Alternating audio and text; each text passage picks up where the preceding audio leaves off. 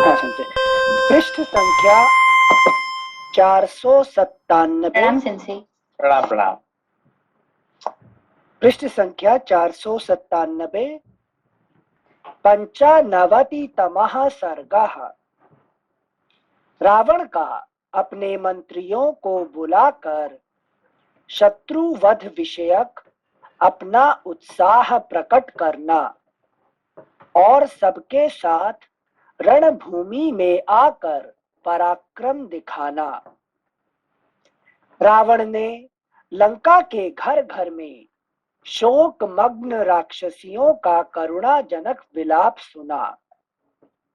वह लंबी सांस खींचकर 2 घड़ी तक ध्यान मग्न हो कुछ सोचता रहा। तत्पश्चात रावण अत्यंत कुपित हो बड़ा भयानक दिखाई देने लगा। उसने दांतों से ओठ दबा लिया। उसकी आंखें रोष से लाल हो गईं। वह मूर्तिमान प्रलयाग्नि के समान दिखाई देने लगा। राक्षसों के लिए भी उसकी ओर देखना कठिन हो गया। उस राक्षस राज ने अपने पास खड़े हुए राक्षसों से अस्पष्ट शब्दों में वार्तालाप आरंभ किया। उस समय वहां वह इस तरह देख रहा था मानो अपने नेत्रों से दग्ध कर डालेगा। उसने कहा, निशाचरों, महोदर, महापार्श्व तथा राक्षस विरूपाक्ष से शीघ्र जाकर कहो, तुम लोग मेरी आज्ञा से शीघ्र ही सेनाओं को कूच करने का आदेश दो। रावण की यह बात सुनकर भय से पीड़ित हुए उन राक्षसों ने राजा की आज्ञा के अनुसार उन निर्भीक निशाचरों को पूर्वोक्त कार्य करने के लिए प्रेरित किया।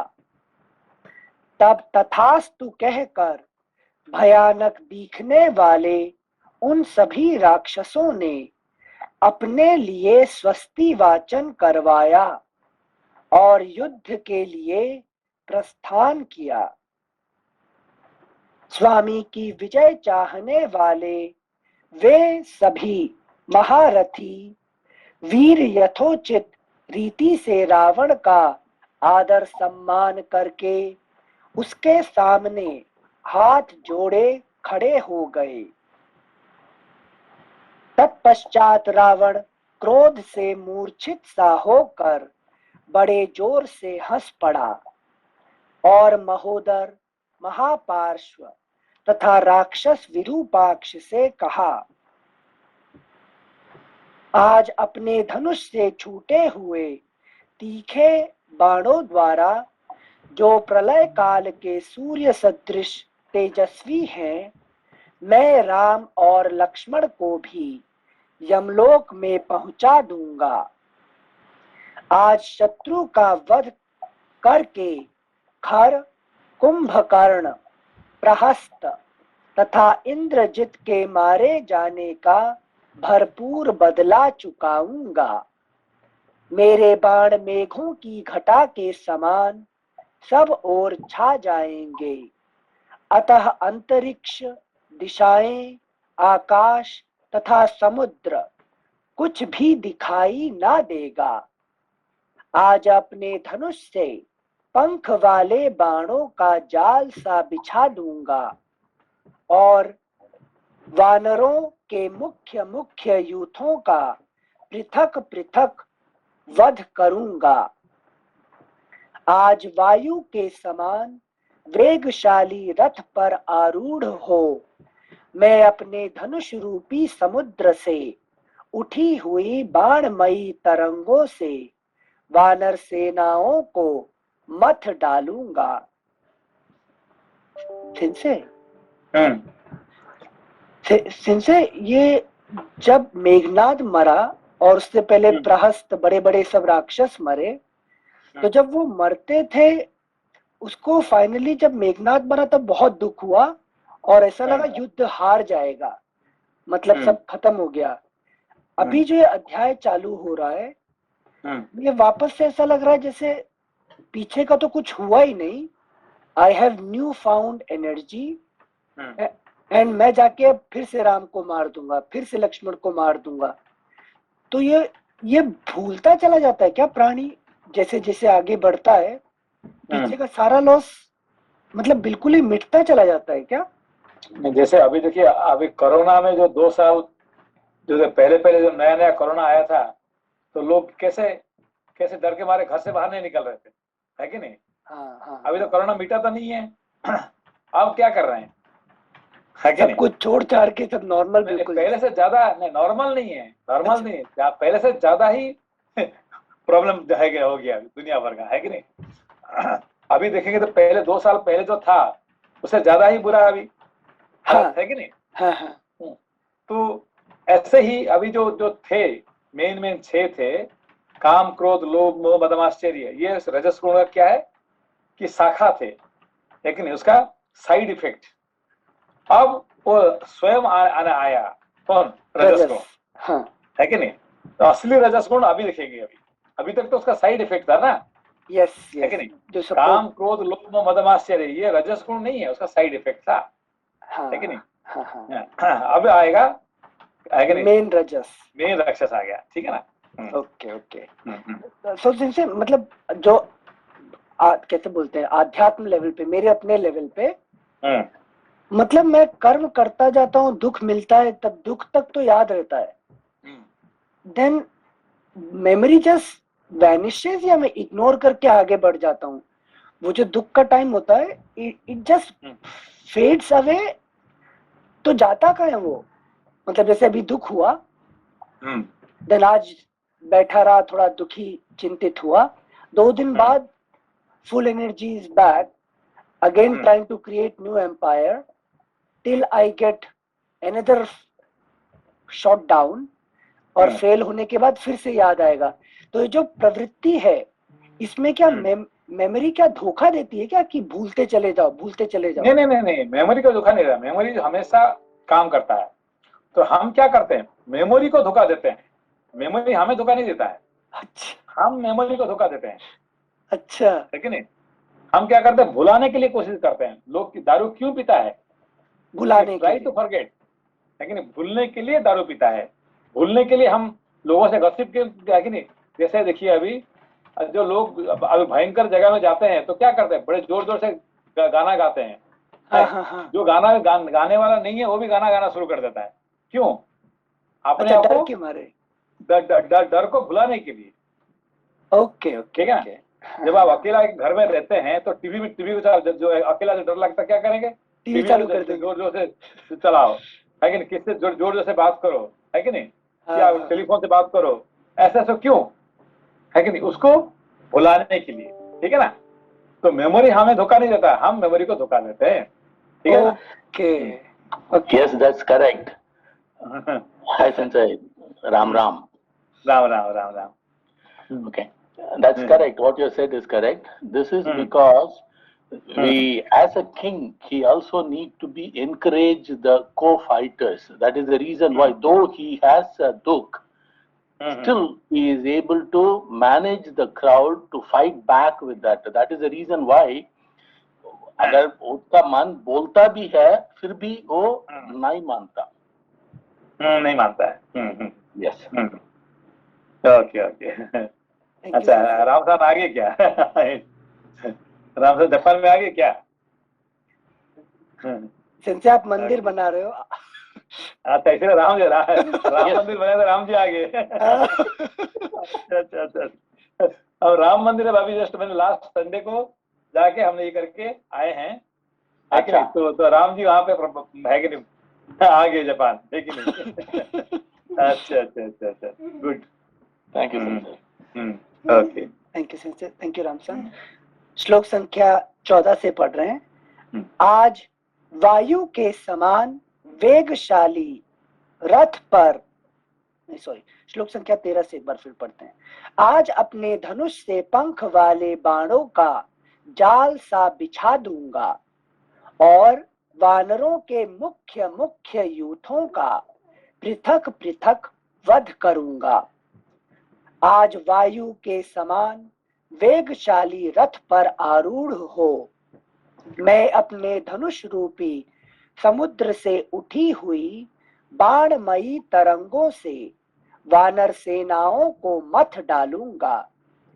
कमल केसर की सी कांति वाले वानरों के यूथ सरोवरों के समान हैं। उनके मुख ही उन सरोवरों के भीतर प्रफुल्ल कमल के समान सुशोभित होते हैं। आज मैं हाथी के समान उनमें प्रवेश करके उन वानर यूथ रूपी सरोवरों को मथ डालूंगा। आज युद्ध स्थल में गिरे हुए वानर यूथपति अपने बाण विद्य मुखों द्वारा नाल युक्त कमलों का भ्रम उत्पन्न करते हुए रणभूमि की शोभा बढ़ाएंगे। अगला पृष्ठ संख्या 498। आज युद्ध भूमि में धनुष से छूटे हुए एक एक बाण से मैं वृक्ष लेकर जूझने वाले 100 प्रचंड वानरों को विदीर्ण करूंगा। आज शत्रु का वध करके मैं उन सब निशाचरों के आंसू पोंछूंगा जिनके भाई और पुत्र इस युद्ध में मारे गए। आज युद्ध में मेरे बाणों से विदीर्ण तथा निर्जीव हुए वानर इस तरह बिछ जाएंगे कि वहां की भूमि बड़े यत्न से दीख सकेगी। आज अपने बाणों द्वारा मारे गए शत्रुओं के मांसों से मैं कौवों, गीधों तथा जो दूसरे मांस भक्षी जंतु हैं उन सबको भी तृप्त करूंगा। जल्दी मेरा रथ तैयार किया जाए, शीघ्र धनुष लाया जाए तथा मरने से बचे हुए निशाचर युद्ध में मेरे पीछे पीछे चलें। रावण का वह वचन सुनकर महापार्श्व ने वहां खड़े हुए सेनापतियों से कहा, सेना को शीघ्र ही कूच करने की आज्ञा दो। यह आज्ञा पाकर वे शीघ्र पराक्रमी सेनाध्यक्ष घर घर जाकर उन राक्षसों को तैयार होने का आदेश देते हुए सारी लंका में घूमते फिरें। थोड़ी ही देर में भयंकर मुख एवं आकार वाले राक्षस गर्जना करते हुए वहां आ पहुंचे। उनके हाथों में नाना प्रकार के अस्त्र शस्त्र थे। तलवार, पट्टिश, शूल, गदा, मूसल, हल, तीखी धार वाली शक्ति, बड़े बड़े कूट मुदगर, डंडे, भांति भांति के चक्र, तीखे फरसे, भिंदी पाल, शतघ्नी तथा अन्य प्रकार के उत्तमोत्तम अस्त्र शस्त्रों से वे संपन्न थे। रावण की आज्ञा से 4 सेनापति 1 लाख से कुछ अधिक रथ, 3 लाख रथी, 3 लाख हाथी, 60 करोड़ घोड़े, उतने ही गदहे तथा ऊंट और असंख्य पैदल योद्धा लेकर आ पहुंचे। वे सब सैनिक राजा के आदेश से वहां गए। इस प्रकार विशाल सेना लाकर सेनाध्यक्षों ने राक्षस राज रावण के सामने खड़ी कर दी। इसी बीच में सारथी ने एक रथ लाकर उपस्थित कर दिया। उसमें उत्तम दिव्यास्त्र रखे थे। अनेक प्रकार के अलंकारों से उस रथ को सजाया गया था। उसमें भांति भांति के हथियार थे और वह रथ घुंघरूदार झालरों से सुशोभित था। उसमें नाना प्रकार के रत्न जड़े हुए थे। रत्न सेंसर एक प्रश्न था। हाँ भैया। नमस्ते सेंसर। नमस्ते नमस्ते।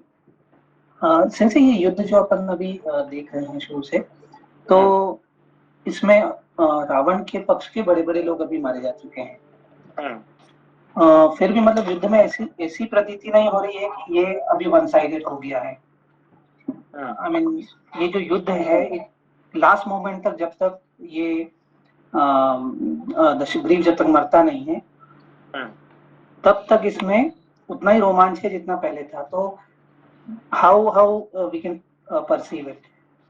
देखिए कि हमारे अंदर में हमारे कुछ भी हो जाए, हम अपना कर्म को छोड़ते हैं क्या? है कि नहीं? पहले हमने कर्म क्यों शुरू किए थे? भाई मेरे पास पैसा नहीं है, मुझे खाने का है, मुझे है कि नहीं किराया देना है, मुझे जिंदगी जीने के लिए कर्म शुरू किया था, है कि नहीं? अब धीरे धीरे ऐसे सिचुएशन हो गया, घर भर गया, लेकिन एक घर के बाद 10 घर हो गया, जमीन हो गया, है कि नहीं, बैंक भर गया, सब होने बावजूद उनसे क्या कर्म छोड़ता है क्या? कर्म बहाना लगा के अपना कर्म ज्यादा करता है, ठीक है ना? पहले है कि नहीं, पहले कम कर्म करता था जब कुछ नहीं था, अब सब कुछ भरने के बाद कर्म ज्यादा हो गया, ठीक है ना? तो ये होता है रावण का बात। रजोगुण बढ़ने से क्या होता है, कर्म ज्यादा अपने आप चलाते रहता है, ठीक है ना? ये रजोगुण का प्रभाव है, ये हमारे ये नहीं है, है कि नहीं? पर सिंसी रजोगुण के साथ में जो सहयोगी थे उनके कम होने से भी उसके प्रभाव में अंतर नहीं आया। वो चीज समझनी थी। मतलब उसके सहयोगी बहुत सारे मंत्री थे, बहुत सारे बड़े बड़े योद्धा थे। तो what is getting change? Like may be like थोड़ा क्लैरिटी हो गया, ऐसा कुछ कह सकते हैं कि रजोगुण यहाँ पे एक बात आपको ही करना। देखिए, हमारे पास दो चीज है, एक होता नॉलेज और एक विजडम। सुना कि नॉलेज और विजडम। जी तो नॉलेज और विजडम में फर्क क्या होता है? सिंस जो नॉलेज स्टैब्लिश हो गया है permanently, that can be called as wisdom. नहीं, देखिए यहाँ पे नॉलेज बढ़ने से आदमी ज्यादा कर्म में प्रवृत्त होता है। नॉलेज क्या करता है? रजोगुण को बढ़ा देता है, ठीक है ना? और विजडम क्या करता है? रजोगुण को खत्म कर देता है कि नहीं? समझ आता है? राम क्या है? विजडम, है कि नहीं? और रावण का पास ज्ञान किसका पास ज्यादा है? रावण के पास ज्यादा है कि राम के पास ज्यादा है? रावण के पास बहुत ज्ञान है, ज्यादा है। उसका कितने सर है? 10। राम के पास 1 सर है और रावण के पास 10 सर है। 10 हेड मतलब, है कि नहीं? भरपूर है किसे? नॉलेज से भरपूर है, ठीक है ना? तो भरपूर होने से क्या करता है मनुष्य? ज्यादा आपके पास नॉलेज होने से क्या करेंगे आप ज्यादा कर्म में लगे रहेंगे। समझ आपको ये बात को? जी सेंस। बताइए क्या? सेंसी जितना अधिक ज्ञान होगा मनुष्य उतना ही ज्यादा कर्म में प्रवृत्त होता है, कर्म प्रवृत्त होगा, ठीक है? तो जब विवेक हो जाता है फिर क्या करेगा? कर्म को ही खत्म कर देता है, ठीक है ना? जी सर। अरे समझ बात को? जी सर। तो विवेक होने से, विवेक क्या करता है? विवेक क्यों कर्म खत्म करता है? अगर विजडम और नॉलेज में देखिए दो चीज है ना, विजडम और नॉलेज में। तो विजडम क्या करता है? विजडम से हमको आनंद मिलता है और नॉलेज से दुख मिलता है। समझ मत को? बताइए। सेंसे एक कंफ्यूजन है कि विजडम प्राप्त करने के लिए नॉलेज पहले आना जरूरी है या नहीं है? नहीं, नॉलेज का जरूरत नहीं है। विजडम क्या है कि अपने आप को जानने को विजडम कहते हैं और दुनिया को जानने के लिए नॉलेज कहते हैं। समझो कि हमें अपने को छोड़ के दुनिया को जानने का कहते हैं नॉलेज और अपने को जानने को कहते हैं विजडम। समझे विजडम नॉलेज में फर्क क्या है? जी सर, जी। तो अपने को जानने से अपने प्रति जब वैल्यू होता है उसको कहते हैं एनलाइटनमेंट, है कि नहीं? उससे आपको क्या मिलेगा? उससे सेंसे रजोगुण का जो है नाश होगा। हाँ, तो देखिए नॉलेज ज्यादा होने से आपको ज्यादा पैसा आएगा, तो विजडम ज्यादा होने से क्या मिलेगा? सेंसे आनंद ज्यादा होगा। आनंद मिलेगा, वही बात है कि नहीं? तो सच्चिदानंद आनंद बढ़ेगा कब? जब विजडम बढ़ेगा। और जब नॉलेज बढ़ेगा तो क्या होगा? हमें इंजीनियरिंग नॉलेज में प्राप्त किया, हम जब स्कूल जाते हैं हम विजडम प्राप्त करते हैं कि नॉलेज प्राप्त करते हैं? सेंसे नॉलेज प्राप्त करते हैं। हाँ, इससे हमें साइंस पढ़ते हैं तो हम साइंटिस्ट बनते हैं, इंजीनियरिंग पढ़ते हैं तो इंजीनियर होते हैं। इससे हमारा क्या बढ़ता है? हमारे नॉलेज बढ़ता है, इससे कर्म ज्यादा करते हैं, उससे हमारा पैसा बढ़ता है, ठीक है ना? धन संपत्ति होता है। मगर विजडम से कर्म का नहीं बढ़ता है, उसमें क्या होता है? ज्ञान बढ़ के, विवेक बढ़ के, फिर उसमें अपने को आनंद मिलता है। समझ में विजडम और नॉलेज फर्क में? जी सेंसे जी। ओके। सेंसे विजडम के बारे में जैसे एक क्वेश्चन और था कि वास्तविक जो हम विजडम कहते हैं वो तो जैसे आपने बताया था ओम अक्षर में है और सच्चिदानंद को जानने में है। तो वो पुराणों में जो है वो उसका पूरा वर्णन है। और एक श्लोक जो है वहां पे लिखा हुआ, यहाँ पे रामायण में भी कई अध्याय के अंदर उसको एलिबरेट किया हुआ है। तो वो एक श्लोक को समझने के लिए जो हम इतना पढ़ते हैं, ये जो नॉलेज है या फिर ये भी विजडम है? देखो कि पढ़ने से नॉलेज बढ़ता है, उसको विचार करने से विजडम बढ़ता है कि नहीं? हम जितने ज्यादा पढ़ते हैं हमारे अंदर में क्या बढ़ता है? नॉलेज बढ़ता है, विजडम नहीं बढ़ता है। विजडम अपने अंदर में जो पैदा होता है उसको विजडम कहते हैं, जो बाहर हम इकट्ठी करते हैं उसको नॉलेज कहते हैं। सुने, नॉलेज और नॉलेज विजडम में फर्क जी सेंसे क्या है? जी सेंसे। अभी जो हम इकट्ठी करते जा रहे हैं, ये क्या इकट्ठी कर रहे हैं? नॉलेज। और उसको विचार करने के बाद जो अंदर में पैदा होगा वो क्या है? वो विजडम है, ठीक है ना? है कि नहीं? जी सेंसे, समझे सेंसे। तो नॉलेज होने से आपका कर्म बढ़ेगा, है कि नहीं? जितने ज्ञान पढ़ेंगे उसका फिर आपका कर्म बढ़ेगा, कर्म बढ़ने से पैसा बढ़ेगा, है कि नहीं? दोस्त ज्यादा बढ़ेंगे, घर संपत्ति बढ़ेगा, सब बढ़ेगा। किससे? नॉलेज से। विजडम से क्या होगा? है कि नहीं?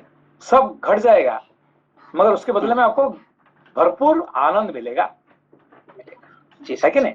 हाँ जी जी। Thank you sensei. Sensei sorry, ego जाग उठा सेंसे। सेंसे ईगो पूछ रहा है, इसका मतलब विजडम का एविडेंस मतलब संपत्ति नहीं होना है क्या? नहीं, आपको संपत्ति तो साइड इफेक्ट है, वो तो अपने आ ही जाएगा, है कि नहीं? उसका मतलब राम गरीब थे क्या? राम नहीं, सबसे ज्यादा अमीर राजा थे वो। वो राजा थे, है कि नहीं? तो वो गरीब नहीं थे, भिखमंगा नहीं थे, है कि नहीं? मगर वो पैसे के लिए, पैसे को पीछे नहीं जाते थे, है कि नहीं? तो पिताजी ने कहे कि भाई तुम जाओ, हाँ मैं चला जाऊँ, जंगल में चला जाऊंगा। जंगल जाए कि राज्य में रहे, कुछ फर्क नहीं पड़ रहा है, ठीक है ना? Thank you. तो money is the side effect, वो आ ही जाएगा। कहाँ जाएगा पैसा? लक्ष्मी जहाँ नारायण वहां लक्ष्मी अपने आप पीछे चलेंगे, है कि नहीं? बिल्कुल। हाँ, मतलब नॉलेज में उसका as a result of those action Lakshmi बन के आता है। Whereas विजडम में पहले जब आप नॉलेज के पीछे जाएंगे, विजडम पे जाएंगे, तो सारे दोस्त खत्म हो जाएंगे। जितने दोस्त एग्जिस्टिंग दोस्त क्या होगा? सब खत्म हो जाएंगे। उसका मतलब कि आपका दोस्त कोई नहीं रहेगा क्या? रहेगा दोस्त, तो फिर भी उसके रहेगा। बाद ऐसा दोस्त आएंगे जो आप कभी नहीं छोड़ने वाले, है कि नहीं? हाँ। जो छोड़ने वाले दोस्त सब छूट जाएंगे। कब आएंगे? जब नॉलेज बढ़ने से, पैसा आने से, है कि नहीं? आपका संपत्ति है, पैसा है, आपका पास खाना है, तो फिर हम आ जाएंगे आपको खाना खाने के लिए, है कि नहीं? ये सब क्या है? ये नॉलेज के लिए। और विजडम के लिए सब दोस्त चले जाएंगे, और जो नया दोस्त आएंगे वो जो कभी नहीं छोड़ने वाले, ठीक है ना? हाँ sensei, thank you so much sensei. श्लोक संख्या 30 श्लोक संख्या 29 से एक बार। इस प्रकार विशाल सेना लाकर सेनाध्यक्षों ने राक्षस राज रावण के सामने खड़ी कर दी। इसी बीच में सारथी ने एक रथ लाकर उपस्थित कर दिया। उसमें उत्तम दिव्यास्त्र रखे थे। अनेक प्रकार के अलंकारों से उस रथ को सजाया गया था। उसमें भांति भांति के हथियार थे और वह रथ घुंघरूदार झालरों से सुशोभित था। उसमें नाना प्रकार के रत्न जड़े हुए थे।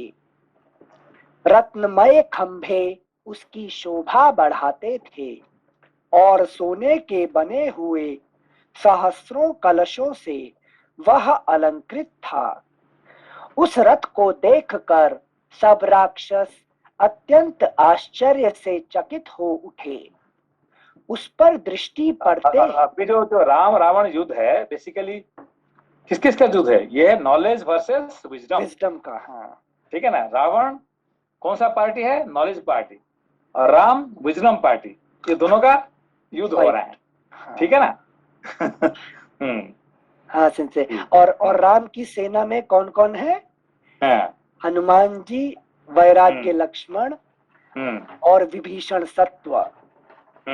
तो और रिजल्ट उनको सीता और अंगद है पुरुषार्थ, सही पुरुषार्थ। ठीक है ना। ये हाँ। सब जो है राम जी का पार्टी है। और रावण का पार्टी में कौन कौन रहे? कुंभकर्ण है कि नहीं? कुंभकर्ण क्या है? तमस रजस है कि नहीं? सत्व थे जो भाग आगे राम के पास। ठीक है ना। तो इस तरह से सब अतिकाय है कि नहीं? ठीक है। हाँ, थैंक यू सिंसे। सिंसे एक और चीज बताइए सिंसे, ये सब लोग राम जी के साथ रहते हैं पर इनको राम दरबार में काउंट क्यों नहीं करते हैं? नहीं, सबका काउंट है।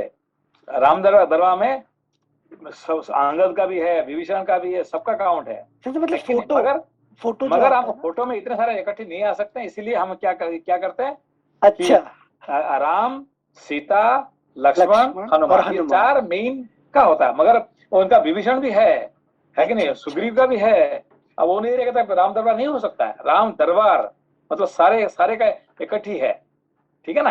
हाँ, अंगद भी है, ठीक है ना, भरत भी है, शत्रुघ्न भी है कि सब इसको राम दरबार। राम अकेला नहीं रहते हैं, लेकिन कृष्ण अकेला रह सकते हैं। कृष्ण अकेला रह सकते हैं, राम अकेला नहीं रह सकते हैं। वो पूरा प्लाटून के साथ रहते हैं है कि नहीं? इसलिए राम दरबार कहा जाता है। Thank you sensei. मतलब फोटो में नहीं होना इज ओके राइट? फोटो में नहीं, फोटो में क्या होता है कि इतने सारे करे फिर राम को दिखाई नहीं पड़ेगा ना बाद में आखिरी में। ज्यादा हो जाएंगे तो। जैसे विश्व रूप में क्या होता है? विश्व रूप में जो मेन आ जाते हैं, बाकी जो है कि नहीं? विश्व रूप में तो सारे दिखा नहीं सकते ना, नहीं दिखा सकते। हाँ, तो चलो राम दरबार में, असली राम दरबार में वहां पे विभीषण भी पहले। ये तो राम लक्ष्मण सीता आई जाएंगे, हनुमान जी तो नीचे बैठे हुए हैं है कि नहीं? उसका साइड भरत शत्रुघ्न रहेंगे है कि नहीं? वो भी उनका चार भाई एक साथ रहेंगे ना, है कि नहीं? वो रहेंगे। फिर विभीषण और सुग्रीव रहेंगे, फिर जांबवान रहेंगे है कि नहीं? ये सब मिल के राम दरबार, नल नील है कि नहीं? इधर हाथ पैर है कि नहीं? हाँ। Thank you sensei. श्लोक संख्या 33। Sorry sensei. प्रणाम सिंसे। प्रणाम। आपने अभी बताया कि विजडम को विचार करने से विजडम अपने अंदर पैदा होता है।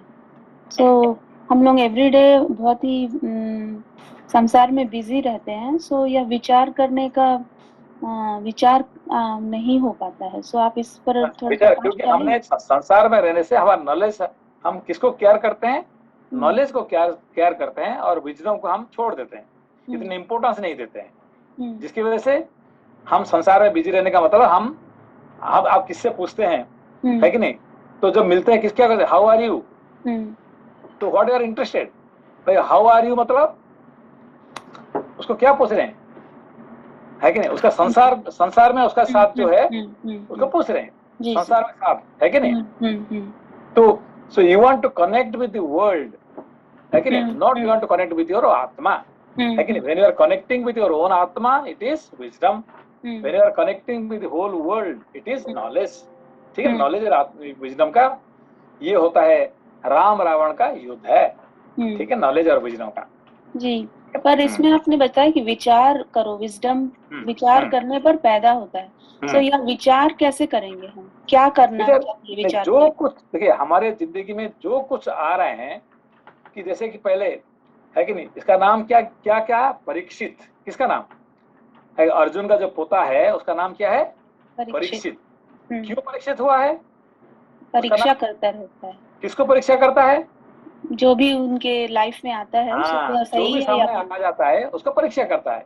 भाई ये कौन है, ये है कि नहीं, ये कृष्ण है क्या नहीं है कि नहीं, मुझे चाहिए कृष्ण है कि, और ये सामने जो आया है ये कौन आया है कि नहीं। सबको परीक्षा करते करते उसका नाम परीक्षित हो गया, ठीक है ना, है कि नहीं। तो वो खुद ही टेस्टेड हो गया, ठीक है ना। तो अपने आप को सबको परीक्षा करो, भाई ये जो मेरे सामने आया है ये मेरा दोस्त बनने लायक है कि नहीं है कि नहीं, ये खाने का चीज है कि नहीं है, ये पीने का चीज है कि नहीं है। ऐसा परीक्षा करते करते करते करते देन आपको विजडम बढ़ते जाएगा, ठीक है ना। जो सामने आता है, जो मनुष्य सामने आता है, जो खाना सामने आता है, जो वस्तु सामने आता है, सबको आप क्या करो, परीक्षा करते जाओ। Is it worth to become friends, है कि नहीं, is it worth to eat, is it worth to drink. ऐसा करते करते करते आपका क्या है, विजडम से भरपूर हो जाएगा, है कि नहीं। मगर हम क्या करते हैं, अरे आज तो कल काम में आ जाएगा ना, है कि नहीं। हम क्या करते हैं, if I make with friend with this person, ठीक है, आज वो गलत हो सकता है, कल मेरा कोई काम में आ जाएगा ना, है कि नहीं। ऐसा करते करते हम क्या करते हैं, सारी दुनिया को इकट्ठी कर देते हैं जो कभी काम में नहीं आने वाला, है कि नहीं। Very beautifully said, thank you very much sensei. Thank you sensei. श्लोक संख्या 32। सॉरी अनिल जी, नमस्ते सेंसे। नमस्ते नमस्ते सेंसे, इसका मतलब ये है कि जो कि हम लोग मतलब दिन में भी, जनरल डे में भी जो भी कोई डिसीजन लें उसको फुल कॉन्शियसनेस और मतलब डिस्क्रिमिनेटिव कैपेसिटी के साथ लें कि हम लोग ये कर रहे हैं, ये सही है कि गलत है। जो भी कर रहे हैं, जिससे मिल रहे हैं, है कि नहीं, सभी चीज में हमको क्या करना पड़ेगा, विचार करना पड़ेगा। ये जो विचार को क्या कहते हैं, इसको कहते हैं विवेक, इसको कहते हैं राम, है कि नहीं। ये जो राम और लक्ष्मण हमेशा साथ में रहते हैं, अलग नहीं रहते, है कि नहीं। राम होता है विवेक, लक्ष्मण होता है वैराग्य, है कि नहीं। ये विवेक और वैराग्य हमेशा दोनों क्या करते हैं, धनुष पकड़ के बैठे हुए हैं, है कि नहीं, एवरी टाइम। अब अकेला खाली हाथ में नहीं रहते हैं। कृष्ण क्या करते हैं, खाली हाथ में रहते हैं, कभी कभी ना तो बांसुरी पकड़ के बैठते हैं। मगर राम और लक्ष्मण हमेशा धनुष पकड़। धनुष का मतलब क्या है कि टेस्टिंग है कि नहीं। वो कभी भी किसी को छोड़ते नहीं है, सबको टेस्ट करो, है कि नहीं। इज इट वर्थ और नॉट वर्थ, ये इसको टेस्ट करने का मतलब, है कि नहीं। तो भगवान राम क्या करते हैं, राम लक्ष्मण जहां जाते हैं धनुष को साथ में लेके जाते हैं। बिना धनुष का कभी भी अकेला नहीं रहते हैं। राम लक्ष्मण कभी देखा आपने बिना धनुष के, है कि नहीं सेंसे। हमेशा धनुष साथ में। मगर बिना धनुष के रहते हैं, उसका मतलब अपना गुरु वशिष्ठ के साथ है, विश्वामित्र के साथ है कि नहीं, बैठे हुए हैं। तो फिर क्यों कि उनका पास धनुष है, किसका पास, वशिष्ठ के पास, विश्वामित्र के पास धनुष है, इसीलिए इनका धनुष का जरूरत नहीं है, ज्ञान और वैराग्य, ठीक है ना। Thank you sensei, very nice explain. Thank you sensei. श्लोक संख्या 32। राग को हम लोग मतलब आपने जैसे बताया कि यह आदमी आज मेरे जीवन में काम नहीं आएगा पर कल काम में आएगा, या फिर I like this person, so because of that like many things connect, so many things we have like, अभी देखिए, अब if you like that person, है कि बहुत पहले अपना लोपा जी का एक दोस्त था, है कि नहीं। वो व्यक्ति क्या कर दारू पीता था, ठीक है ना। तो लोपा जी ने उसको बोले कि भाई देखो वो दारू पिया तो क्या मेरा क्या बुरा किया, है कि नहीं।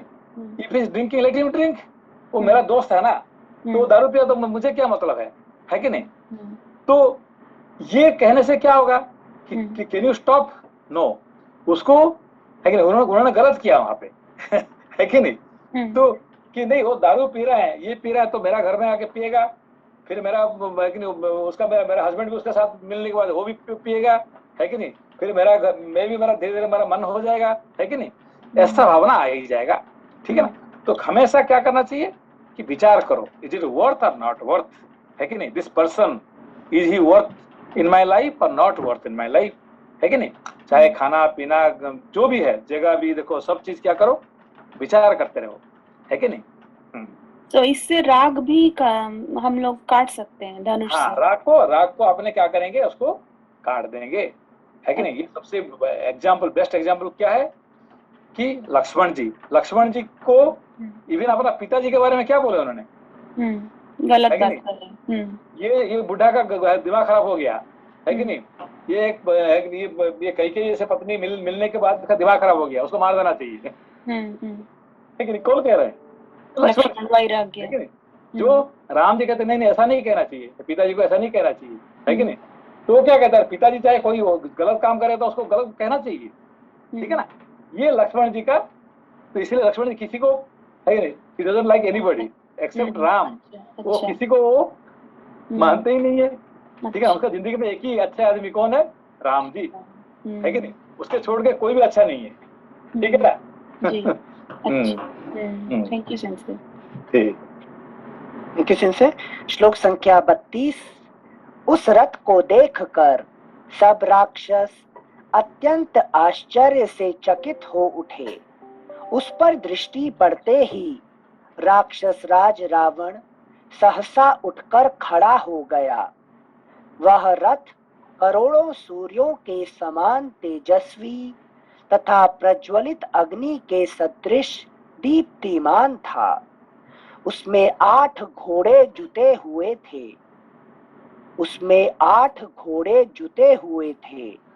उस पर सारथी बैठा था। वह रथ अपने तेज से प्रकाशित होता था। रावण तुरंत उस भयंकर रथ पर आरूढ़ हो गया। तदनंतर बहुत से राक्षसों से घिरा हुआ रावण सहसा युद्ध के लिए प्रस्थित हुआ। वह अपने बल की अधिकता से पृथ्वी को विदीर्ण सा करता हुआ जा रहा था। अगला पृष्ठ संख्या 499। फिर तो जहां तहां सब ओर वाद्यों का महानाद गूंज उठा। मृदंग, पटह, शंख तथा राक्षसों के कलह की ध्वनि भी उसमें मिली हुई थी।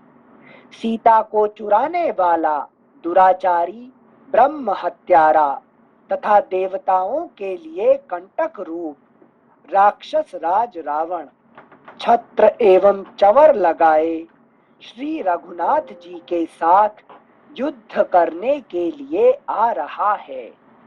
इस प्रकार की कलह ध्वनि कानों में पड़ रही थी। उस महानाद से पृथ्वी कांप उठी। उस भयानक शब्द को सुनकर सब वानर सहसा भय से भाग चले। मंत्रियों से घिरा हुआ महातेजस्वी महाबाहु रावण युद्ध में विजय की प्राप्ति का उद्देश्य लेकर वहां आया। रावण की आज्ञा पाकर उस समय महापार्श्व, महोदर तथा दुर्जय और विरूपाक्ष तीनों ही रथों पर आरूढ़ हुए। रावण की आज्ञा पाकर उस समय महापार्श्व, महोदर तथा दुर्जय वीर विरूपाक्ष तीनों ही रथों पर आरूढ़ हुए। वे हर्ष पूर्वक जोर जोर से इस तरह दहाड़ रहे थे मानो पृथ्वी को विदीर्ण कर डालेंगे। वे विजय की इच्छा मन में लिए घोर सिंहनाद करते हुए पुरी से बाहर निकले। तदनंतर काल, मृत्यु और यमराज के समान भयंकर तेजस्वी रावण धनुष हाथ में ले राक्षसों की सेना से घिरकर युद्ध के लिए आगे बढ़ा। एक बार फिर से पढ़ रहे 41 नंबर। तदनंतर काल, मृत्यु और यमराज के समान भयंकर तेजस्वी रावण धनुष हाथ में ले राक्षसों की सेना से घिरकर युद्ध के लिए आगे बढ़ा। उसके रथ के घोड़े बहुत तेज चलने वाले थे। उसके द्वारा वह महारथी वीर लंका के उसी द्वार से बाहर निकला जहां श्री राम और लक्ष्मण मौजूद थे। उस समय सूर्य की प्रभा फीकी पड़ गई। समस्त दिशाओं में अंधकार छा गया। भयंकर पक्षी अशुभ बोली बोलने लगे और धरती डोलने लगी। बादल रक्त की वर्षा करने लगे, घोड़े लड़खड़ा कर गिर पड़े। ध्वज के अग्रभाग पर गीध आकर बैठ गया और गीदड़ियां अमंगल सूचक बोली बोलने लगी। बाईं आंख फड़कने लगी, बाईं भुजा सहसा कांप उठी। उसके चेहरे का रंग फीका पड़ गया और आवाज कुछ बदल गई। राक्षस दशग्रीव ज्यों ही युद्ध के लिए निकला, त्यों ही रणभूमि में उसकी मृत्यु के सूचक लक्षण प्रकट होने लगे। आकाश से उल्कापात हुआ, उससे वज्रपात के समान गड़गड़ाहट पैदा हुई। अमंगल सूचक पक्षी गीध कौओं से मिलकर अशुभ बोली बोलने लगे। इन भयंकर उत्पातों को सामने उपस्थित देखकर भी रावण ने उनकी कोई परवाह नहीं की। वह काल से प्रेरित हो मोहवश अपने ही वध के लिए निकल पड़ा। सर एक हाँ नमस्कार सर। नमस्कार नमस्कार। जब बुरा टाइम आता है तो सर वो इस तरह के क्या नाम कुछ लक्षण पैदा होते हैं हाँ, कि लक्षण जो है ना, हमेशा में लक्षण जो है ना, जी जो सर, बुरे लक्षण हमको जरूर हमें पता- दिखाई पड़ता है, मगर हम क्या करते हैं, उसको इग्नोर कर देते हैं। इग्नोर कर देते हैं, है कि नहीं? नहीं यार, ये तो ऐसा कुछ नहीं, ऐसे ऐसे जस्ट ये अंधविश्वास है कि नहीं? जी। ऐसे इसको हम इग्नोर कर देते हैं, मगर हमेशा हमें कोई बुरे समय पे हमें कुछ ना कुछ जैसे अमंगल सूचक, है कि जी, नहीं, जी। और अच्छे समय पे मंगल जी। सूचक, ये दोनों हमें हमेशा दिखाई अच्छा। पड़ेगा। हाँ हाँ, ठीक है sir, thank you sir. Thank you sensei. श्लोक संख्या 49। उन महाकाय राक्षसों के रथ का गंभीर घोष सुनकर वानरों की सेना भी युद्ध के लिए ही उनके सामने आकर डट गई। फिर तो अपनी अपनी जीत चाहते हुए रोष पूर्वक एक दूसरे को ललकारने वाले वानरों और राक्षसों में तुमुल युद्ध छिड़ गया। उस समय दशमुख रावण अपने सुवर्ण भूषित बाणों द्वारा वानरों की सेनाओं में रोष पूर्वक बड़ी भारी मार काट मचाने लगा। रावण ने कितने ही वानरों के सिर काट लिए, कितनों की छाती छेद डाली और बहुतों के कान उड़ा दिए।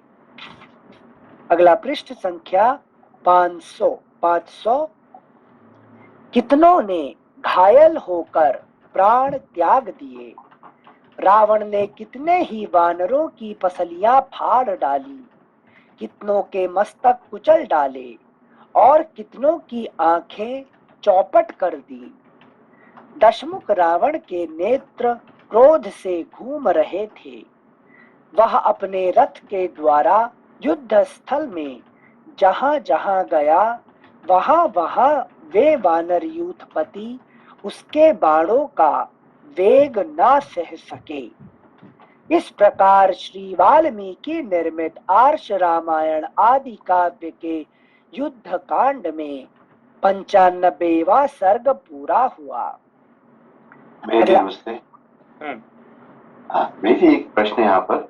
जैसे ये अपशकुन या एक मंगल के शकुन उत्पन्न हो रहे थे रावण के लिए, फिर भी उसे ध्यान नहीं दिया ना, तो वहां पे क्या करना चाहिए? अगर जैसे कुमंगल के मतलब अपशकुन हो रहे थे, तो क्या उसको रुक जाना चाहिए था तो परिणाम कुछ अलग होता, या ऐसी स्थिति में मतलब क्या सही है क्या गलत है करने के लिए? हाँ, उसको उसी समय पे उसने जब अमंगल सूचक लक्षण देखा तब तो उसको है कि नहीं वहां रुक जाता था, तो फिर वो अलग है कि नहीं, वो इतने भयंकर नहीं होने वाला था, है कि नहीं? उसको देखिए, उसके सारे बार बार उसको अमंगल दिखाई पड़ा तो भी उसने देखा सुना नहीं है, अनजानी जैसे उसको कर दी, उससे वैसे क्या हुआ, उसका सारे परिवार सब मर गए, भाई मर गया, उसका बेटा मर गया, इतने एक से एक बेटे मर गए, उसका सैनिक मर गए, राज्य खत्म हो गया, जल गया। ये सब कुछ हुआ क्योंकि सब जानते हुए, सब अमंगल देखते के बाद उसने कुछ नहीं किया, है कि नहीं? कहता नहीं ये कुछ नहीं होने वाला, ये तो बेकार की बात है। ऐसा करते करते सारे उसका सर्वनाश हो गया, ठीक है ना। वो उस टाइम पे वो नहीं किया होता तो फिर उसको इतने बुरे समय देखना नहीं पड़ता था, है कि नहीं? हाँ भैया, हाँ जी। तो ये सब हमारे लिए यही ज्ञान दे रहे हैं रामायण पढ़ने के बाद, कि हमें ऐसे दिखाई पड़े तो अपने आप को वहाँ, है कि नहीं, कोई लड़ाई झगड़ा में नहीं फंसना चाहिए, वहाँ अपने आप को रुकवा देना चाहिए, है कि नहीं? ऐसा करना चाहिए। हाँ भैया जी, ये अच्छे से समझ आया। तो मेरा अगला प्रश्न वही था कि अगर हम अपने जीवन में इसको देखें तो अगर अच्छा, जैसे अगर ये अपशकुन हो रहे हैं, है ना, तो क्या ये अपशकुन किसी कारण से नहीं हो रहे? लाइक जो कहते हैं कि नियति या विधि का जो विधान है उसके अनुसार ऐसा ही होगा, लेकिन अगर कोई अपशकुन देख के अपना मार्ग बदल ले तो क्या वो विधान बदल जाएगा या नियति बदल जाएगी, या ये थोड़ा प्रकाश डालें भैया जी। देखिए, हमारे जो कहते हैं कि जब प्रारब्ध कर्म वाले ना, कर्म 3 प्रकार का होता है, मालूम है ना, है कि नहीं? एक होता है प्रारब्ध कर्म, संचित कर्म और क्रियमाण कर्म, 3 प्रकार के कर्म होता है, ठीक है ना। जो प्रारब्ध कर्म में जो लिखा हुआ है वो तो होते ही रहेगा, उसको कोई भी रुका नहीं सकता है, ठीक है ना। हमारे जन्म, हमारा मृत्यु, हमारा पिता माता कौन होगा, हम कहाँ पैदा होंगे, हाँ, ये सब तो हमारे कर्म में लिखा हुआ वो होगा ही होगा। मगर ये इसको देखने के बाद हम जब इसको देखेंगे और उसको हम बदल देंगे तो उसका फल हमें अलग प्रकार की प्राप्ति होगा, है कि नहीं? है कि जैसे कि हमारा जब मृत्यु होगा हो ही जाएगा, मगर अच्छे से मृत्यु होगा, है कि नहीं? ज्ञान से मृत्यु होगा कि अज्ञान से मृत्यु होगा, यही फर्क मिलेगा। आनंद से मरेंगे कि दुख से मरेंगे, यही बात है। मरना तो मरना पक्का है, जब मृत्यु का समय आएगा रावण भी मरेंगे, राम भी मरेंगे, लेकिन ऐसा नहीं रावण मरने के बाद राम बच गए, ये नहीं है। राम को भी मरना पड़ा, कृष्ण को भी मरना पड़ा। इस धरती पे जो भी पैदा होगा उसको मृत्यु होगा, ऐसा नहीं उसके बाद रावण नहीं मरेगा, ऐसा नहीं कि, है कि नहीं? राम भी, उसके बाद राम भी मरे, लक्ष्मण भी मरे, है कि नहीं? भरत भी मरे, शत्रुघ्न मरे, कृष्ण मरे, सब मरे। इस धरती पे पैदा होकर कोई भी जीवित नहीं रह सकता है। मगर राम का मृत्यु और रावण का मृत्यु का बराबर है क्या? है कि नहीं? एक का मृत्यु दुख से मृत्यु, है कि नहीं? लड़ के दुख से मरा, और राम जी का मृत्यु क्या होता है? आनंद से, अपने आप शरीर को छोड़ते हैं। समझ बात को, है कि नहीं? ये दुख से मरेंगे कि सुख से मरेंगे, है कि नहीं? दुख से जिएंगे कि सुख से जिएंगे, ये इसको मानने से यही फल मिलेगा। समझ में बात को गौतम जी? ये नहीं बदलेगा, सिचुएशन नहीं बदलेगा। सिचुएशन जो कर्म में लिखा हुआ है वो होगा ही होगा, मगर क्या फर्क पड़ेगा कि उसमें दुख नहीं होगा, उसमें आनंद रहेगा, यही फर्क है कि नहीं? हाँ। थैंक यू भैया जी, अच्छे समझ आया। Thank you sensei. Sorry sensei, so हम लोग मृत्यु के समय मतलब ऐसा हम क्या करें कि जब हम भी राम के जैसे आनंद से मरे? हाँ, जैसे कि हमें सोचना पड़ेगा, हम रावण जैसे, है कि नहीं, दुख से मरेंगे, कि राम जैसे अपना शरीर छोड़ने के लिए अब खुशी से, है कि शरीर छोड़ने का समय आ गया, अब हमें, है कि शरीर को हम फेंक देंगे, अभी कोई जरूरत नहीं है शरीर का, ठीक है ना। ऐसे, है कि हमें विचार करके अपने को ऐसे बंदोबस्त करना पड़ेगा ज्ञान की, ठीक है ना, with the knowledge and with the wisdom, ऐसे with the wisdom and the विवेक, ठीक है, discrimination. Thank you sensei. Thank you sensei. अगला अध्याय षण्णवतितमः सर्गः। ऐसा बोल, क्षण नवतितम, या बोलिए क्षण नवतितमः सर्गः। Thank you. क्षण नवतितमः सर्गः, उसको दोनों मिलने का ना, क्षण और ना मिलने के बाद डबल ना हो जाता है, अणा हो जाता है। न और ना मिलने के बाद क्या होता है? डबल अणा हो जाता है। अच्छा, क्षण। अच्छा, जोड़ के अगर पढ़ेंगे सिंचे तो? हाँ, जोड़ के पढ़े, षण्णवतितमः, तो थोड़ा मुश्किल है, इसलिए क्षण है कि न, तो षड षड नवतितमा। नवतितमा। हाँ षड। Thank you sense. और षड है वो 6 का और 90 मतलब 96। Okay thank you sense.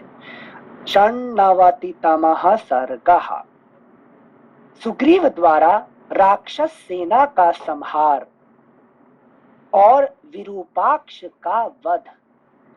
इस प्रकार जब रावण ने अपने बाणों से वानरों के अंग भंग कर डाले, तब वहां धराशायी हुए वानरों से वह सारी रणभूमि पट गई। रावण के उस असह्य बाण प्रहार को वे वानर एक क्षण भी नहीं सह सके। ठीक वैसे ही जैसे पतंग जलती आग का स्पर्श क्षण भर भी नहीं सह सकते हैं, राक्षस राज के तीखे बाणों की मार से पीड़ित हो वे वानर उसी तरह चीखते चिल्लाते हुए भागे जैसे दावानल की ज्वालाओं से घिर कर जलते हुए हाथी चीत्कार करते हुए भागते हैं। जैसे हवा बड़े बड़े बादलों को छिन्न भिन्न कर देती है, उसी प्रकार रावण अपने बाणों से वानर सेना का संहार करता हुआ सम्रांगण में विचरने लगा। बड़े वेग से वानरों का संहार करके वह राक्षस राज सम्रांगण में जूझने के लिए तुरंत ही श्री रामचंद्र जी के पास जा पहुंचा। उधर सुग्रीव ने देखा वानर सैनिक रावण से खदेड़े जाकर समर भूमि में भाग रहे हैं। तब उन्होंने सेना को स्थिर रखने का भार सुषेण को सौंपकर स्वयं शीघ्र ही युद्ध करने का विचार किया। सुषेण को अपने ही समान पराक्रमी वीर समझकर उन्होंने सेना की रक्षा का कार्य सौंपा और स्वयं वृक्ष लेकर शत्रु के सामने प्रस्थान किया। उनके अगल बगल में और पीछे समस्त वानर यूथपति बड़े बड़े पत्थर और नाना प्रकार के वृक्ष लेकर चले।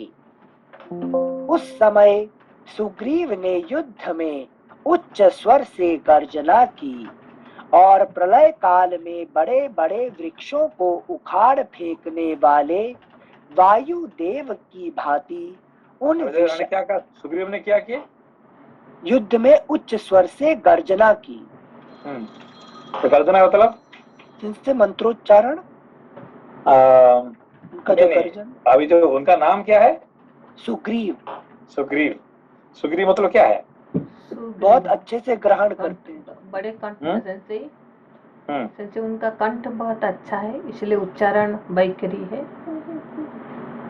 नहीं उसका देखिए ये जो है सुग्रीव क्या है? जीव है। जीव है। तो जीव और सुग्रीव और राम में फर्क क्या है? राम आत्मा है, सुग्रीव जीव है। जीव है, ठीक है ना। तो राम आत्मा है और सुग्रीव जीव है। तो जीव और ईश्वर में फर्क क्या है? फर्क से आपने एक बार जो समझाए थे, ईश्वर है सर्वज्ञ सर्वशक्तिमान सर्वविद्यमान, जीव है अल्पज्ञ अल्पशक्तिमान अल्पविद्यमान। इससे क्या फर्क पड़ेगा? ईश्वर है मायापति, जीव है मायादास। नहीं मेरे का मतलब कि ये जो अल्प और सर्व ये दो है ना, उपाधि जो है, ईश्वर है सब कुछ सर्व और जीव है सब कुछ अल्प। तो अल्प क्यों हो गया है? बेसिकली कोई फर्क है क्या जीव और ईश्वर में? कोई फर्क नहीं है, कोई फर्क नहीं है, दोनों एक ही है, ठीक है ना। तो एक होते भी एक अल्प में रह गया और दूसरा सर्व में रह गया, एक तो महान हो गए और एक छोटा हो गया। क्यों? जैसे लिमिट ला दिया, मैं इस शरीर में रहता हूँ तो शरीर मेरा संसार, मेरी स्थिति शरीर की वजह से है, तो मैं अपने आप को लिमिट करता चला गया और अपने स्वरूप को भूल गया कि मेरा स्वरूप क्या है। बाकी नॉलेज के लिए मुझे संसार की नॉलेज है, मुझे खुद की नॉलेज नहीं है कि व्हाट आई वांट, तो इसलिए मैं अल्पज्ञ हो गया। नहीं मैं पूछ रहा हूँ कि जो जीव और शिव है कि जीव और ईश्वर में क्या फर्क क्या है? जीव में feeling of lacking forces him to act. हाँ, उसको क्या है, एक अहंकार आने के कारण से ये छोटा बन गया, ठीक है ना? क्या हो गया? एक अहंकार आने से जीव में अहंकार है और शिव में, ईश्वर में अहंकार का अभाव है, जिसकी वजह से वो सब कुछ है, सर्वज्ञ है कि नहीं, सर्वशक्तिमान है कि नहीं, सर्व विद्यमान। और ये क्या हो गया? अल्पज्ञ, अल्प विद्यमान है कि नहीं, अल्प शक्तिमान। ये अल्प और सर्व का जो फर्क पड़ा इसलिए कि अहंकार आने के कारण से, ठीक है ना? समझ गए बात को? हाँ सेंसे। तो सुग्रीव कौन है? सुग्रीव अहंकार। और राम कौन है? ईश्वर है कि नहीं? ये जीव और ईश्वर दोनों में क्या है? इसको नाम क्या है? सुग्रीव। सुग्रीव मतलब ग्रीव क्या? ग्रीव का काम क्या है? यहाँ पे ज्यादा बोलने का। अहंकार क्या? ज्यादा बोलता है, करता नहीं है कुछ, है कि नहीं? समझो, सुग्रीव क्या करता है? बोलता है कि नहीं? अभी तक वो डर के मारे, है कि नहीं, बाली का डर के मारे वो छुप के सोया था इतने साल तक, है कि नहीं? कुछ नहीं कर पा रहा था। क्यों? बाली ने उसको भगा के वो जाके ऋषिमुख पर्वत में सो रहा था, चुप गया था। और अचानक उसने क्या किया? अचानक अभी राम जी आए, बस सब बोलने लग गया। ये और मालिक कौन है अभी मालिक कौन है अभी? सुग्रीव है मालिक। सुग्रीव मालिक है, राम नहीं है, ठीक है ना? अब तक जो उसने छुप के रह रहा था, अब अचानक वो मालिक बन गया, है कि नहीं? तो मालिक इसीलिए कि ज्यादा बोलता है, क्या? सुग्रीव, सुग्रीव, अच्छे बोलने वाला, ठीक है ना? अच्छा। तो जीव क्या करता है? सिर्फ बोलना जानता है, करना नहीं जानता है कि नहीं? कुछ होगा तो भागेगा वहां से, जल्दी भगोड़ा है, ठीक है ना? मतलब राम के बल पे बोल रहा है सुग्रीव। हाँ, राम है इसलिए वो अपना उसका बल पे वो महान वीरवर बन के बैठा हुआ है, ठीक है? यही है सुग्रीव, है कि नहीं? अच्छा सेंसे। हाँ। जीव हमेशा मैं करके रहता है ना अपने पे। बस ये जो मैं जो है ना, ये मैं जो है, यही अहंकार के कारण है, जो है कि नहीं? पता है मैं कौन कर रहा था? दक्ष। दक्ष क्या है? जीव है, शिव और जीव, ठीक है ना? इसलिए मैं करके बकरी बन गया, उसमें बकरी का सर डाल दिया उन्हें, है कि नहीं? तो यही है जीव और शिव, ठीक है ना? जीव कौन है कि नहीं? ये दक्ष मतलब able, I am capable of everything, जो कह रहा है, और करने के बाद पावर कुछ नहीं। शिव के सामने पावर कुछ भी नहीं है, तो भी वो दिखा रहा है, आंख दिखा रहा है किसको? शिव जी को, है कि नहीं? समझ रहे कि? Thank you.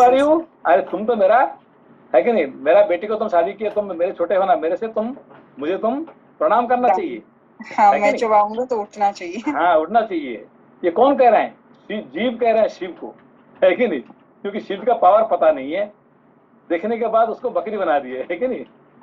हाँ sensei, thank you sensei. Okay sensei, आप अभी अहंकार और शिव जी को लाए, तो जैसे एक छोटा सा चीज बता दीजिए, अगर टॉपिक से साइड नहीं हो तो। अहंकार और ओमकार, ओम में जो आ उ मा आता है, that I is for अहंकार और I is for something else? नहीं, वही है ना, वो भी ओमकार और ये अहंकार, है कि नहीं? सुनने में तो एक ही लग रहा है, सुनने में फर्क लग रहा है? कोई फर्क नहीं सेंसे। फर्क नहीं है, अहंकार और ओमकार में फर्क कुछ नहीं है कि नहीं?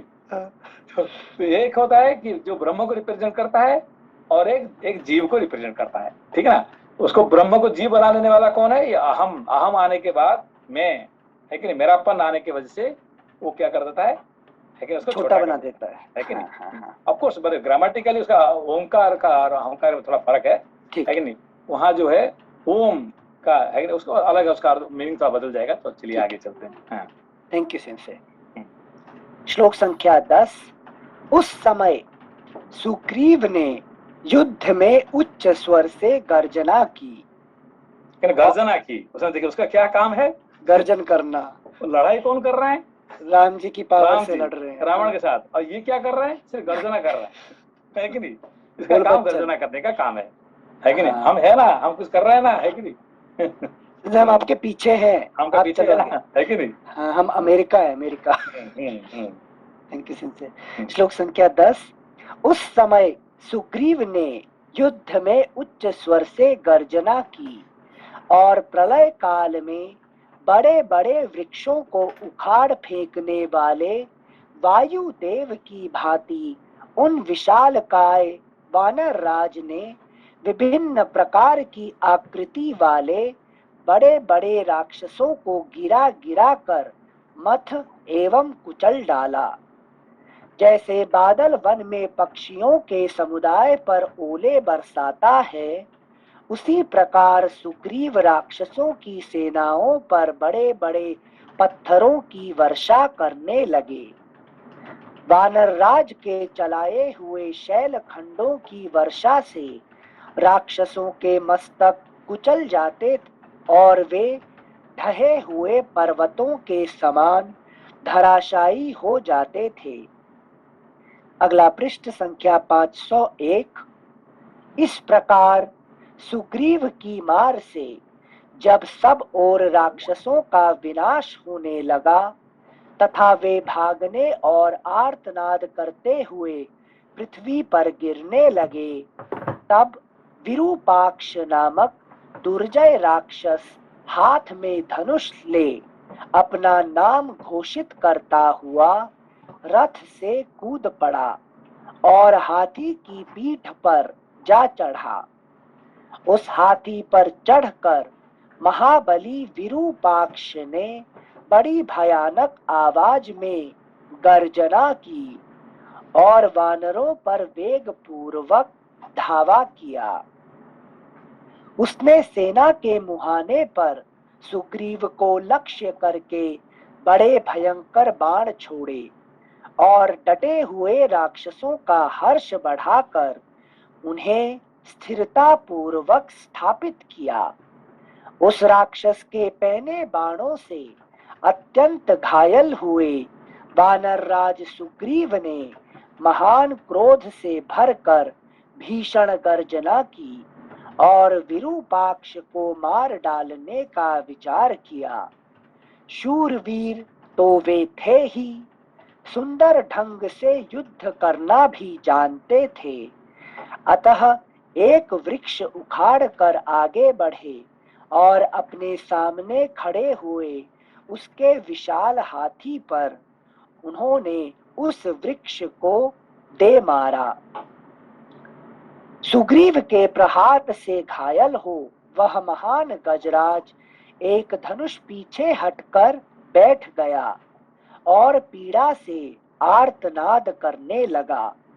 पराक्रमी राक्षस विरूपाक्ष उस घायल हाथी की पीठ से तुरंत कूद पड़ा और ढाल तलवार ले शीघ्रता पूर्वक अपने शत्रु सुग्रीव की ओर बढ़ा। सुग्रीव एक स्थान पर स्थिरता पूर्वक खड़े थे। वह उन्हें फटकारता हुआ सा उनके पास आ पहुंचा। यह देख सुग्रीव ने एक बहुत बड़ी शिला हाथ में ली जो मेघ के समान काली थी। उसे उन्होंने विरूपाक्ष के शरीर पर क्रोध पूर्वक दे मारा। उस शिला को अपने ऊपर आती देख उस परम पराक्रमी राक्षस शिरोमणि विरूपाक्ष ने पीछे हटकर आत्मरक्षा की और सुग्रीव पर तलवार चलाई। उस बलवान निशाचर की तलवार से घायल होकर वानर राज सुग्रीव मूर्छित होकर थोड़ी देर धरती पर पड़े रहे। फिर सहसा उछलकर उन्होंने उस महासमर में मुट्ठी बांधकर विरूपाक्ष की छाती पर वेग पूर्वक एक मुक्का मारा। उनके मुक्के की चोट खाकर निशाचर विरूपाक्ष का क्रोध और बढ़ गया और उसने सेना के मुहाने पर उसी तलवार से सुग्रीव के कवच को काट गिराया। साथ ही उसके पैरों का आघात पाकर वे पृथ्वी पर गिर पड़े। गिरे हुए सुग्रीव पुनः उठकर खड़े हो गए और उन्होंने उस राक्षस को वज्र के समान भीषण शब्द करने वाले थप्पड़ से मारा। सुग्रीव के चलाए हुए उस थप्पड़ का वार वह राक्षस अपने युद्ध कौशल से बचा गया और उसने सुग्रीव की छाती पर एक घूंसा मारा। अब तो वानर राज सुग्रीव के क्रोध की सीमा न रही। उन्होंने देखा कि राक्षस ने मेरे प्रहार को व्यर्थ कर दिया और अपने ऊपर उसका स्पर्श नहीं होने दिया। तब वे विरूपाक्ष पर, अगला पृष्ठ संख्या 502, विरूपाक्ष पर प्रहार करने का अवसर देखने लगे।